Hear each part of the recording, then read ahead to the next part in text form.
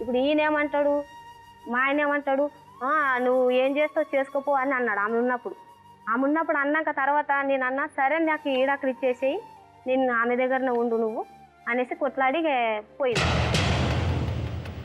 పోయిన తర్వాత తీసుకురాలేదు మేడం. సంవత్సరం పోయినా కూడా నన్ను పిల్లల్ని పట్టించుకోలే, ఏం అసలు పట్టించుకోలే. మా ఆడపిల్ల కొడుకు పెళ్ళి ఉంది మేడం, సంవత్సరం రోజులు ఆడనే ఉన్నా. ఆడపిల్ల కొడుకు పెళ్ళి ఉంటే నేను మామని కాలు మొక్కుతా వస్తా, నా పిల్లల జీవితం నాశనం చేస్తున్నావు, నువ్వు ఆమె దగ్గర ఆమె తిరుగుతున్నావు, నేను సంవత్సరం మా ఊరికి వచ్చి పిల్లలు అనవు ఏమనవు పట్టించుకోవు అని అంటే నువ్వు వచ్చే అవసరమే లేదే, నాకు అదే కావాలి, నువ్వు అవద్దు, నాకు అవసరం లేదు సరే నువ్వు అనేసి ఇక మా ఆడపిల్లలు కాలు మొక్కి ఆ సినిమా మళ్ళీ నా పిల్లల జీవితం నాశనం చేస్తున్నాడు, నేను సంవత్సరం నేను కూలి చేసుకొని ఊర్లో బతుకుతున్నా, అదేమో సిటీలో పుట్టిన పిల్లలు ఇక్కడ ఊర్లో వచ్చి నేను ఎట్లా బతుకుదును అని అంటే వాళ్ళు మా ఆడపిల్లలు మంచివాళ్ళు మేడం తీసుకొచ్చారు. వాళ్ళ బల్లంతు నుంచి వాళ్ళే తీసుకొచ్చినారు. ఈ మా ఆయన కూడా తీసుకురాలేనండి. ఎవరు మీ ఆడపిల్లలు అంటే మీ ఆయన కరపలు సొంత తక్కువలు పిల్లల జీవితం ఖరాబ్ అవుతుందని నన్ను ఇప్పటికి కూడా మా ఆడపిల్లలే నన్ను సపోర్ట్ ఇస్తున్నారు. వాళ్ళే తీసుకొచ్చారు. తీసుకొచ్చినాక అట్లే చేసిండు మళ్ళీ కథ. ఇక నీ తీసుకొచ్చినా కూడా నీవు ఉంటే ఉండు, లేకపోతే వెళ్ళిపో, నా ఇంట్లో ఉండేదే లేదు, అవసరమే లేదు కదా, నీకు మీ అమ్మోళ్ళ ఇంట్లో తిండికి గతి లేక ఇడికి వచ్చినదే నువ్వు వెళ్ళిపో అన్నాడు. నేను నాకిటి పుట్టిన ఇంట్లో ఒక్కదానికి సాకలేరే వాళ్ళు, నాకెందుకంటే నాకు సరే అన్నోళ్ళ ఇంట్లో ఉండరాదు, వదినోళ్ళ ఇంట్లో వాళ్ళు అవన్నీ చూసిన మేడం, సరే అన్నోళ్ళ ఇంట్లో ఉండరాదు అని నీ ఇజ్జతకు వచ్చిన వస్తే నువ్వు తిండికి గతి లేక వచ్చినావు ఏదన్నావు, నువ్వు హాస్పిటల్ పని చేసి మేడం నాకు వచ్చేది 5,000 నేను ఫీజులు ఎక్కడ కట్టుకోవాలి, నేను పిల్లలు ఎక్కడ చూసుకోవాలి, నా ఇంట్లో ఉండొద్దు అనేసి దొబ్బినాడు. మస్తు 2-3 సార్లు ఆమె కాళ్ళ కొట్టిన తర్వాత మళ్ళీ నేను మేడం 5 లీటర్ల గ్యాస్ నూనె పోసుకున్నా, వాళ్ళిద్దరిని మళ్ళీ 2వ సారి కూడా చూసినాక నేను వదలను అన్నాడు. ఈయన కథ ఇట్లా అయిపోయింది. ఇంట్లో కూడా వాళ్ళ నాన్న ఉండడు మేడం, ఆయనకి గవర్నమెంట్ జాబు, ఆయనకి నెలకి 20,000 వస్తుంది. 20,000 వస్తే ఆయన అంటాడు నువ్వు నా ఇంట్లో ఉండదే లేదు, వానక పో, నీ మోగినాక వెళ్ళిపో.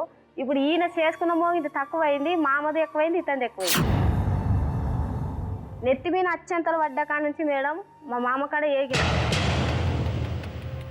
మస్తులు ఈ అన్నరాని మాటలు అంటాడు. చేసి పెడతా మేడం, పొద్దున 4 గంటలకు లేస్తా, బాక్సులు కడతాం, డ్యూటీకి వెళ్తాం, మళ్ళీ వచ్చి ఆయనకు జొన్న రొట్టెలు చేసి పెట్టినా కూడా ఆయనకు మనసు లేదు. నా పేరు కూడా దీనికి వచ్చినావా, నా కొడుకుని చంపనీకి వచ్చినావా అంటాడు అతను మామ కూడా. ఈయన ఏమంటాడు, వెళ్ళిపోద్దండి ఎవరు దోలుకొచ్చినాడు, నేను దోలుకొచ్చిన మా ఎక్కలు దోలుకొచ్చినారు, వాళ్ళు అక్కడనే పో, నా ఇంటికి రావద్దని ఇతను. ఇప్పటికైతే మేడం ఆమె దగ్గర ఉన్నాడు. ఇప్పుడు జట్కబానికి ఇచ్చిన కాడ నుంచి అది నెలకు ఒక్కసారి, వారంకి ఒకసారి అది వచ్చినా కూడా మనసు లేక ఉంటున్నాడు నా వద్ద.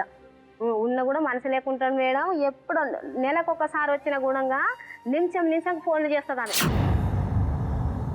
నిమిషం ఫోన్ చేసి ఆ ఫోన్ ఏ రాత్రి ఫోన్ చేసి ఆ రాత్రికి వెళ్ళిపోతాడు మేడం, ఇంట్లో మాత్రం ఉంటాడు. ఆ పిల్లలు అన్నాడు, పెళ్ళమన్నాడు, పిల్లలు మేడం ఫీజు కట్టనీక నాకు తెలీదు, ఆడ సైన్ చేతురా, తండ్రి సైన్ కావాలంటుంది మేడం. అంటే నువ్వు అనుకున్నదానికి నీకు తెలీదా, నువ్వు అనుకున్నదా నువ్వు వేసుకోపో అనే. ఇంటి పక్కలతో నాకు చదువు రాదని ఇంటి పక్కలను తీసుకుపోయి స్కూల్లో జాయిన్ చేసిన మేడం. సంవత్సరానికి 20,000 కష్టం చేసుకొని పిల్లలకు చదువు నేర్పించుకుంటాను నేను. ఇప్పుడు మీకు ఎవరు హెల్ప్ చేయలేదు? నాకు ఎవ్వరు హెల్ప్ చేయలేదు, నా తల్లిదండ్రులు చేయలేదు, అతను చేయలేదు మేడం. వెళ్ళిపో అంటాడు, ఆయనకి 20,000 వస్తుంది, నీకు తిండి పెట్టదు ఇంకా ఎక్కువ, వెళ్ళిపో, నా ఇంట్లో ఉండొద్దు, వంతో సాపో, లేకపోతే ఎవరైనా మంచిగా ఉన్నోని చూసుకొని మనకి వెళ్ళిపో అంటాడు మా మామ అంటాడు. ఇప్పుడు మీరు మీ మామగారితోనే అదే ఇంట్లోనే ఉన్నారు? అదే ఇంట్లో ఫోన్ అంటే ఆయన పెద్దోడు కాదు అనేసి అత్తమామతోనే ఉంటున్నాం మేడం. ఇతనైతే మాత్రం ఆమె దగ్గర ఉంటున్నాం. మీ అత్తగారు ఉన్నారా? మొన్ననే చనిపోయింది, 9 సంవత్సరం అవుతుంది వచ్చే నెలకి. ఇప్పుడు మీరు కేసు పెట్టారన్నారు కదా పోలీస్ స్టేషన్, ఏమైంది ఆ కేసు? ఆ కేసు ఏమైందంటే ఇప్పుడు వాపస్ తీసుకోమని అన్నాడు. ఇది మా ఆడపిల్ల మొగుడు ఏమన్నాడు, మారతాను అంటున్నాడమ్మా, ఇక ఇన్ని సంవత్సరాలు ఊగినవంట, ఇది ఒక్కసారి క్షణించు, తర్వాత కేసు పెడదాం అనేసి అది కేసు అట్లే ఉంది మేడం. కేసు ఏమి ఊక మామూలుగా రాపిచ్చి వచ్చినాం. కేసు రిటర్న్ ఆవిడ దగ్గర ఉంటాడు, ఆమె దగ్గరనే ఉంటాడు. నేను అక్కడే ఉంటాను, నువ్వు ఇక్కడ ఉంటే ఉండి లేకపోతే పో అంటాడా?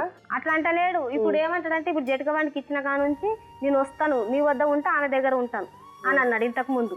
నేనన్నా నాకు ఆమె దగ్గర ఉంటే నాకు వద్దు, నేను ఆమె కావాలంటే ఆమె దగ్గర ఉంటే నాకు ఈడకలు ఇప్పించేస్తాను అని చెప్పిన. నేను ఒక అంజత కన్నా మేడం, ఈడకలు అంటే నాకు కొడుకులు ఉన్నారు, ఆయన ఈడకలు ఇస్తే నేనే ఉంచుకున్నాను కానీ అట్లా అన్నాను. మళ్ళీ అతను ఏం మాట్లాడతాడో తెలియదు మేడం. ఇప్పుడు మీరేం నాకు కావాలనుకుంటున్నారు? నా భర్త కావాలనే వచ్చిన మేడం. నాకు నా మొగుడు కరెక్ట్ అమ్మా, మీ భర్త కావాలి అని ఆవిడ వదిలేయాలంటారా? వదిలేయలే, నా వద్ద ఉండలే, చేసిన జీతం ఆయన కలిసి మించి ఇద్దరం కష్టం చేసుకొని నా పిల్లల్ని చదువు నేర్పుతాం మేడం. నన్ను చెప్పిన మాట అస్సలు విన్నాడు, పట్టించుకోడు.